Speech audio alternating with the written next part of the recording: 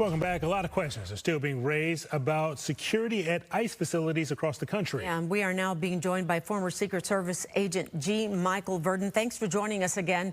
Let's just start with what we've learned so far. We've been reporting on the story that happened in Dallas. The FBI is saying that the shooter shot at the van from an apartment building across the way. Let's talk about this because right now, what's going on behind the scenes as they are trying to figure out exactly what happened, and everybody is wondering, is there any way to secure these facilities? Yeah, so the van was in a sally port, and people not familiar with a sally port, it's basically a caged-in area where the vehicle has to come to a stop. The assailant's on a rooftop, and so the assailant knew the vehicle would come to a stop. He shoots at the van, assuming ICE is driving the van, not knowing who else is in the van, and unfortunately, some detainees were struck, one was killed.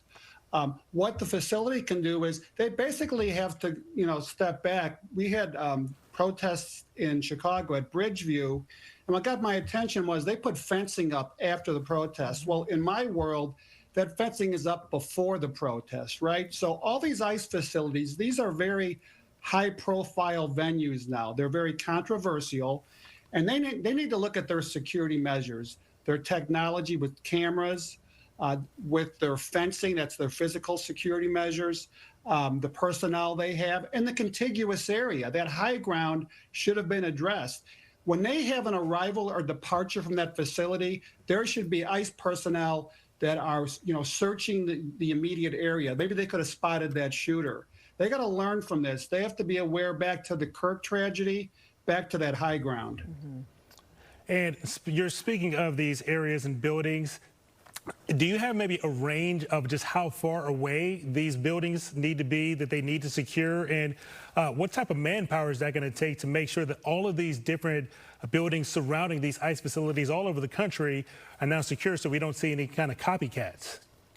Yeah, it's site by site. They're all going to have their own little idiosyncrasies. But I'll give you an example. The Secret Service, because of the Butler shooting, they were going 200 yards away from the stage. Now it's 1,000 yards away from the stage. So using a ICE facility, you basically have to survey the immediate area, talk to the people in that area, know who are in those buildings. And back to vulnerabilities occur with transportation and with arrivals and departures. We've had presidents shot at in a motorcade or at an arrival or departure to a venue. So they really need to be cognizant of that immediate environment, but also like I said, the facility itself. Yeah, let's talk about the investigation, because during that news conference, it was revealed that authorities found that the rounds that were found near the suspected shooter actually contained messages that were anti-ICE in nature. So a lot of people are saying, well, maybe this is as a result of the shooter was actually trying to shoot the agents and not the detainees. What do you want to say about that? Yeah, so you're right. They recovered casings from the site that had anti-ICE inscriptions on the casings. This goes back to the Mangione tragedy last year with the United Healthcare CEO, where he had inscriptions on the bullet casings, defend, deny, and depose. So that tells me as an investigator that it's preconceived. This was premeditated. This was planned out. He may have been watching that site for a long time. Now they're going to look at this individual, even though he's deceased, they're going to look at what was being done by him and said by him prior to today's incident. With these attacks, there's planning involved, there's preparedness involved, there's communications involved. He may have been on social media making some type of anti-ICE types of postings.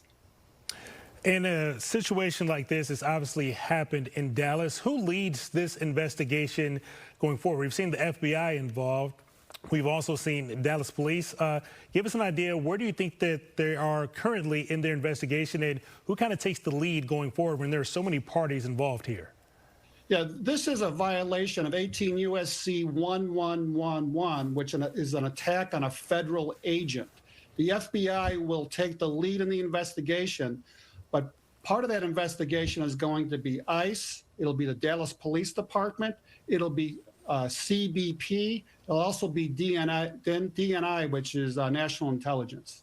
So just to kind of recap everything we've discussed, and now that these areas are sensitive areas where obviously there's going to be more security, what do you think needs to happen moving forward? What needs to be done at these facilities now because they have become targets? Yeah, the facilities, this is the end result of what's been highly publicized about the rhetoric. The ICE director for that facility at the press conference blamed it on the rhetoric. So that's one dynamic, right? The end user are the people at the facility. Like I said, they're going to have to harden that facility. They're going to have to come up with innovative ways to make that facility more secure. Could be more manpower. It could be changing things up, maybe doing these movements at nighttime where there's less visibility. But they're going to have to change things to avert things like this from occurring again. G. Michael Verden, thank you so much. We appreciate you joining us this afternoon. You're welcome.